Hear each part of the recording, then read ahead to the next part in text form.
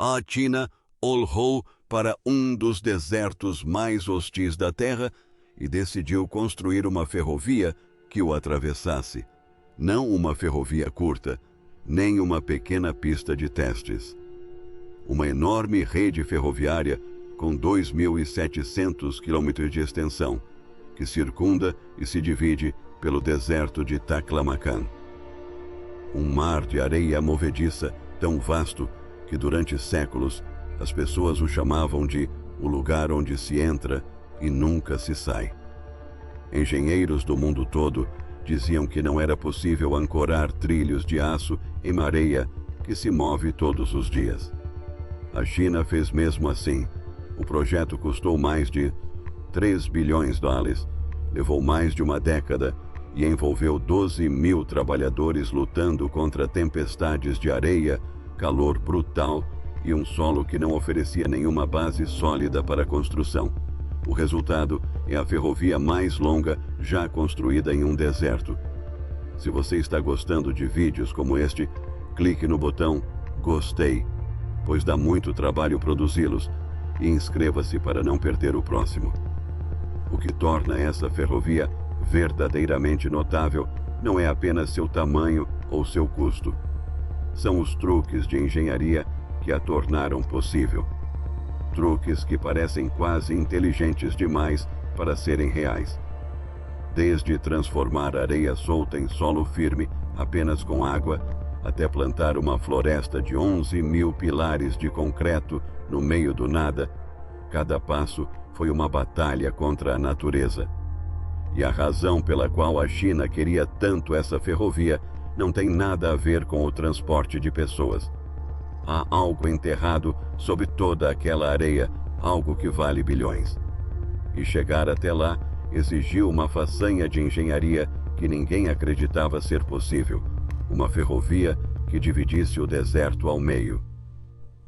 O circuito do deserto de Taklamakan é uma ferrovia de 2.685 quilômetros que atravessa um dos desertos mais inóspitos do planeta. E seu trecho final, a ferrovia Hoton-Huo-Qiang, é a parte que realmente impressiona os engenheiros. Essa linha de 890 quilômetros foi concluída em junho de 2022 e faz algo que nenhuma ferrovia em deserto jamais fez antes. Mais de 65% da ferrovia não toca o solo.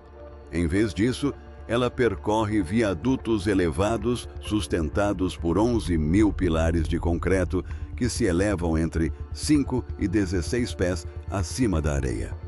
São 310 milhas de ferrovia flutuando no ar sobre um deserto que tudo cobre. A razão para isso é simples e genial. Se você instalar trilhos diretamente no solo de um deserto, o vento os cobrirá de areia em poucos dias. Equipes de manutenção teriam que desenterrá-los após cada tempestade. Ao levantar os trilhos, o vento sopra por baixo dos viadutos e carrega a areia que se acumula. A areia nunca se acumula sobre os trilhos. A ferrovia flutua acima do problema, em vez de lutar contra ele. Este deserto fica em Xinjiang, no noroeste da China. Abrange mais de 330.000 quilômetros quadrados, uma área maior que a de muitos países. Por muito tempo, essa região ficou isolada do resto da China por duas cadeias de montanhas e dunas intermináveis. Não havia água, energia elétrica ou solo firme para construir. No verão, a temperatura do solo pode ultrapassar os 71 °C, enquanto no inverno pode cair abaixo de zero. Mas, sob toda aquela areia, jazem bilhões de toneladas de petróleo, carvão e elementos de terras raras dos quais a tecnologia moderna depende. A China sabia que os recursos estavam lá. O problema era alcançá-los. Mas construir uma ferrovia sobre areia que se move todos os dias é um enigma que intrigava os engenheiros há gerações. Como criar uma base sólida quando o solo não para quieto? A resposta envolveu água, concreto e um cronograma de construção que contornou as piores condições do deserto, transformando areia movediça em solo firme. Antes que qualquer pilar pudesse ser erguido, os trabalhadores tiveram que firmar a areia o suficiente para suportar o peso das máquinas. Em Taklamakan, a areia é fina e solta. O vento a remodela todos os dias. Se você dirigir um guindaste pesado sobre areia nua, ele afundará imediatamente. Imagine tentar estacionar um caminhão na praia durante uma tempestade de vento. O solo se move sob os pneus e quanto mais você empurra, mais afunda. Esse foi o ponto de partida para todo este projeto. Portanto, a primeira tarefa foi nivelar o deserto. Centenas de tratores se espalharam pela areia. Eles nivelaram as dunas altas e preencheram as depressões. Algumas dessas dunas chegavam a dezenas de metros de altura e as escavadeiras tiveram que cortá-las como facas na manteiga, empurrando a areia para vales e depressões. Operários com instrumentos de medição verificavam cada parte para garantir que a superfície estivesse uniforme e plana. Os topógrafos percorreram quilômetros de deserto aberto com seus instrumentos, verificando a elevação e a inclinação para que cada seção correspondesse à seguinte. O excesso de areia era removido da área de trabalho por meio de sistemas de esteiras transportadoras e rolos pesados compactavam a camada superficial com força. Era como tentar passar a ferro uma superfície que não parava de enrugar. Cada vez que alisavam uma seção, o vento podia deslocar a areia de volta. Por isso, trabalhavam rápido e em áreas estreitas, fixando cada pedaço antes de passar para o próximo. O deserto resistia a cada passo, mas eles continuavam avançando, seção por seção, quilômetro por quilômetro. Mas a areia plana ainda é areia solta. Bastava uma boa tempestade de vento e tudo mudava novamente. Os engenheiros precisavam de uma maneira de fazer os grãos se manterem unidos. A solução encontrada foi algo inesperado: água. Instalaram longos tubos de irrigação por todo o deserto e bombearam água subterrânea sobre a areia. A umidade penetrava alguns centímetros e fazia os grãos se aderirem uns aos outros. Pense em como a areia molhada da praia mantém sua forma quando você a pressiona em um balde, mas a areia seca simplesmente se desfaz.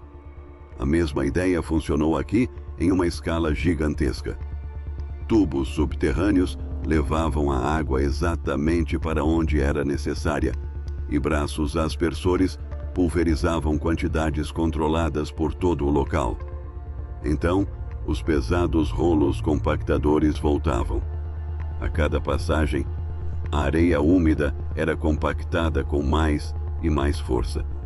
O estrondo dos tambores de aço preenchia o ar, enquanto a superfície macia e instável se tornava dura e plana.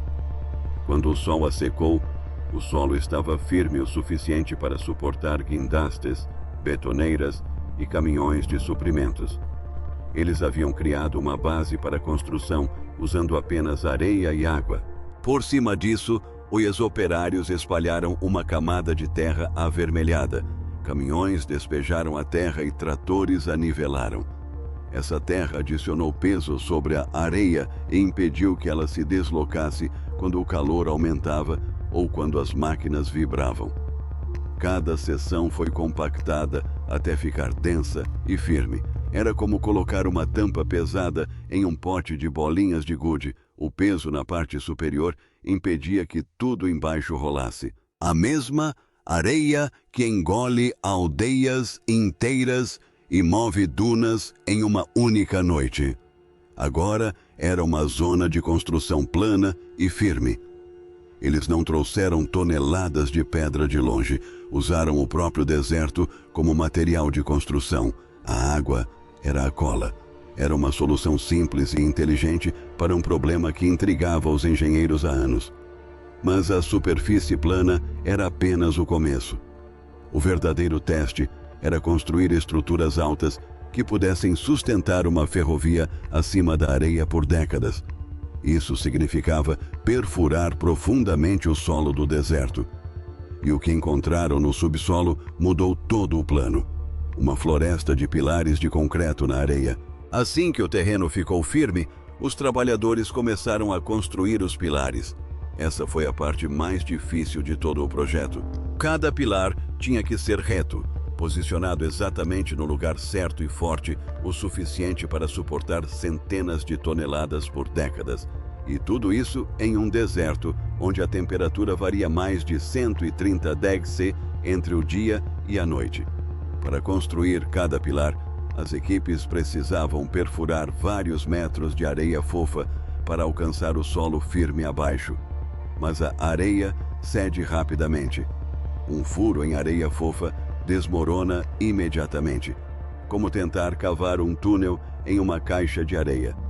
Então eles usaram tubos de revestimento de aço e uma mistura espessa de argila chamada lama bentonítica para manter as paredes abertas enquanto perfuravam cada vez mais fundo. A bentonita agia como uma parede temporária, pressionando a areia e impedindo que o furo desabasse. Quando o furo finalmente atingia terra firme ou cascalho compactado, eles baixavam gaiolas de aço. As gaiolas tinham que ser instaladas com precisão milimétrica. Se uma delas estivesse fora do lugar por uma fração mínima, todo o pilar poderia inclinar e colocar toda a estrutura em risco. Depois vinha o concreto. Eles o despejavam de baixo para cima, usando tubos especiais chamados tubos Treme. Isso impedia a formação de bolhas de ar, que enfraqueceriam o concreto.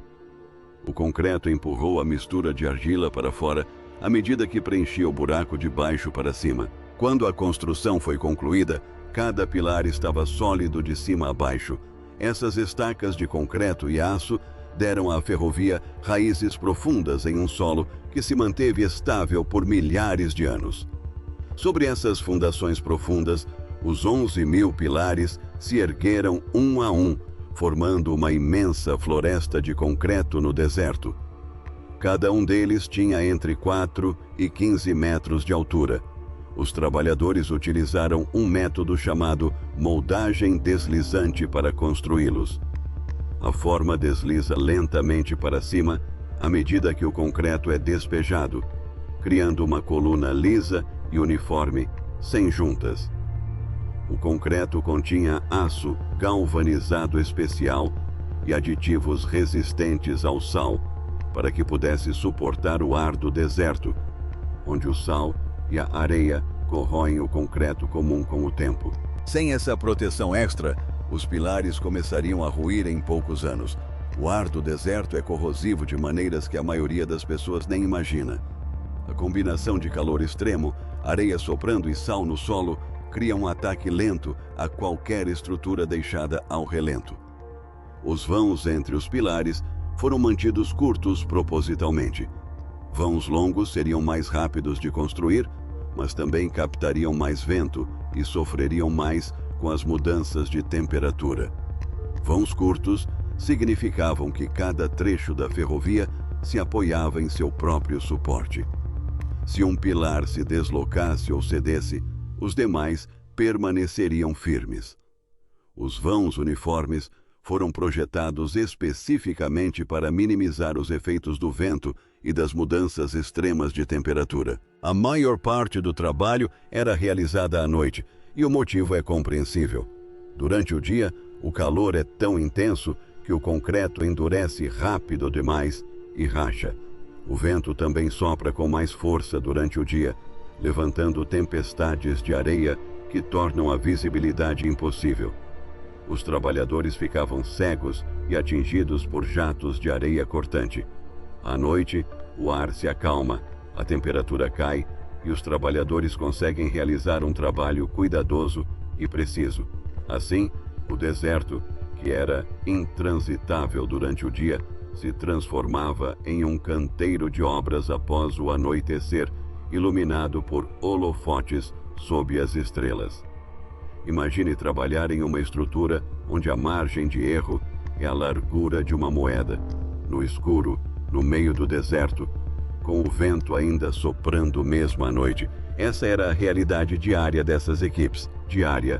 Ao pôr do sol atrás das montanhas Kun, fileiras de pilares estendiam-se até o horizonte como um esqueleto gigante. Mas pilares sozinhos não constituem uma ferrovia.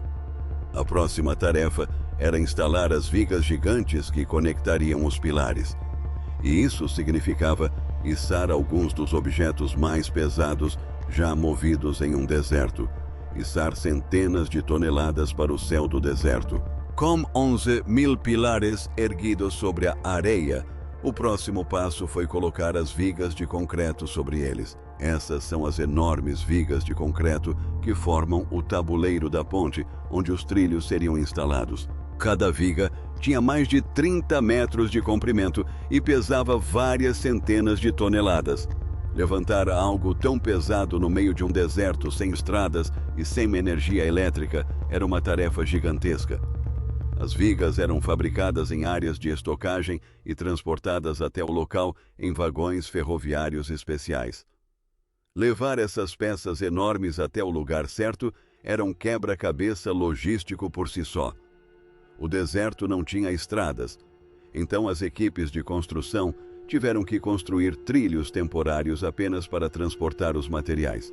Cada viga tinha que percorrer quilômetros sobre areia instável antes de chegar ao pilar onde passaria o resto de sua vida útil. Quando uma viga chegava, era içada e colocada em seu lugar por guindastes sobre esteiras ou pórticos autopropulsados. Os pórticos são máquinas incríveis. Eles avançam lentamente sobre os pilares, agarram uma viga por trás e a depositam à frente, vão por vão. Imagine uma lagarta se movendo lentamente pelo deserto, deixando para trás uma ponte pronta. Cada uma dessas máquinas podia posicionar várias vigas em um único turno, percorrendo gradualmente a distância pela areia. O pórtico prendia uma viga, a retirava do vagão de transporte, a girava para a frente e a abaixava sobre os pilares com um controle incrível. Cada viga precisava ser alinhada com ferramentas a laser. A margem de erro era de apenas alguns milímetros. Em uma construção normal, alguns milímetros podem não importar. Mas, em uma ferrovia, onde os trens correm em alta velocidade, até mesmo uma pequena irregularidade causa trepidação, desgaste irregular e danos ao longo do tempo. Cada viga tinha que ficar perfeitamente plana sobre seus pilares, com o peso distribuído uniformemente em todos os pontos de contato.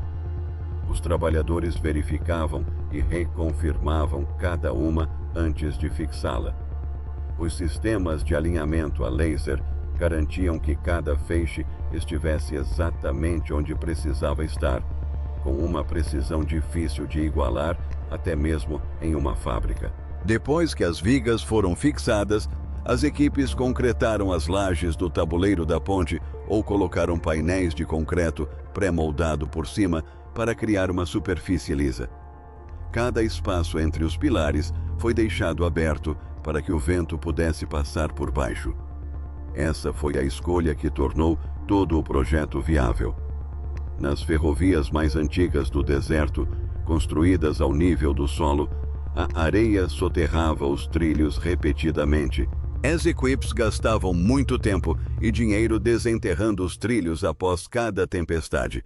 Algumas ferrovias em regiões desérticas precisavam ser fechadas por dias seguidos apenas para remover a areia. Ao elevar tudo e permitir que o vento passe por baixo, a ferrovia Taklamakan resolveu esse problema de vez. A areia que cobriria os trilhos simplesmente passa por baixo e ao largo. Os vãos abertos funcionam como janelas para o vento, deixando a natureza fazer o trabalho de manter os trilhos limpos. Visto do alto, o viaduto finalizado parece uma linha prateada flutuando sobre um mar dourado. É uma visão que pega as pessoas de surpresa e mostra uma maneira totalmente nova de construir no deserto. O projeto transforma a maior arma do deserto, a areia movediça, em algo inofensivo. O vento que antes soterrava tudo, agora passa inofensivamente sob os trilhos. Mas o tabuleiro de uma ponte ainda não é uma ferrovia. Os trilhos ainda precisavam ser instalados e colocar trilhos em um deserto trouxe novos problemas.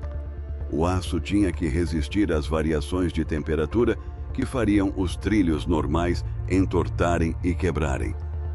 Os fixadores tinham que manter os trilhos firmes, mas ainda permitir que eles se expandissem e contraíssem com a mudança de temperatura, e toda a linha férrea tinha que ser alinhada com tanta perfeição que os trens deslizassem em alta velocidade.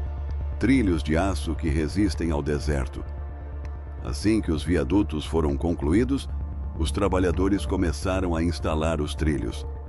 Primeiro vieram os dormentes, os blocos de concreto que ficam sobre o tabuleiro da ponte e mantêm os trilhos de aço no lugar.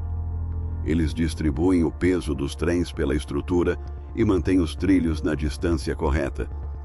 Cada dormente tinha que ser posicionado com espaçamento exato para que os trilhos se encaixassem perfeitamente. Os operários alinharam cada dormente com instrumentos de medição para garantir o espaçamento exato. Em seguida, usaram guindastes para baixar os trilhos de aço sobre eles. Cada trilho tinha mais de 79 metros de comprimento. Guindastes os içaram até o local e os operários os alinharam ao longo do centro. Eles verificaram cada junta e folga para dar espaço para a expansão do aço com o calor. Esse detalhe sobre a expansão é crucial. O aço se expande quando está quente e se contrai quando está frio. Em Tacloman, o solo pode atingir 71 degc no verão e cair abaixo de zero no inverno. Os trilhos sofrem enorme tensão devido a isso. Se fossem presos com muita tensão, se deformariam para cima com o calor, criando uma saliência perigosa nos trilhos. Se fossem presos com muita folga, encolheriam com o frio e se separariam, deixando folgas que poderiam causar o descarrilamento de um trem. A solução foi um método chamado tensionamento de trilhos. Os operários usaram máquinas hidráulicas para esticar cada trilho e travá-lo no lugar enquanto esticado. Quando a temperatura sobe, a expansão apenas alivia a tensão em vez de empurrar o trilho para fora do alinhamento. É como esticar um elástico e depois prendê-lo com um alfinete. Quando o elástico esquenta e quer se expandir, ele simplesmente relaxa a tensão em vez de se soltar. Depois que os trilhos foram instalados e esticados, os trabalhadores colocaram o sistema de fixação. Cada fixador possuía uma placa de base de aço, uma almofada de borracha, presilhas de mola e parafusos. A placa de base distribuía o peso do trem sobre o dormente. A almofada de borracha reduzia a vibração e o ruído.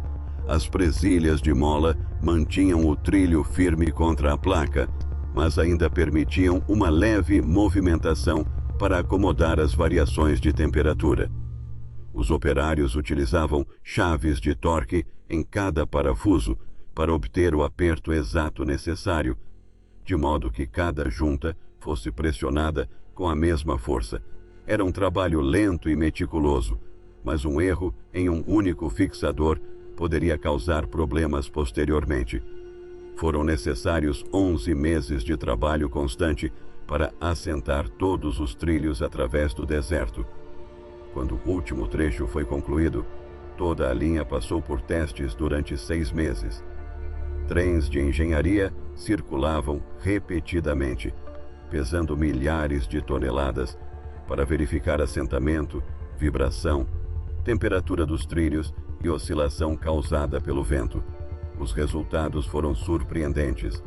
Mesmo após centenas de testes, o desvio dos trilhos era de apenas alguns milímetros, e devido ao projeto elevado e ao vento soprando por baixo, nenhuma areia se acumulou sobre os trilhos. O projeto funcionou exatamente como os engenheiros esperavam.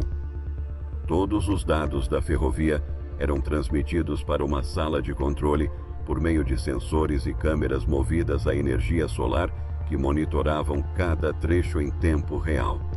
Se um pilar se deslocasse, se um trilho superaquecesse ou se a velocidade do vento se tornasse perigosa, o sistema detectaria imediatamente.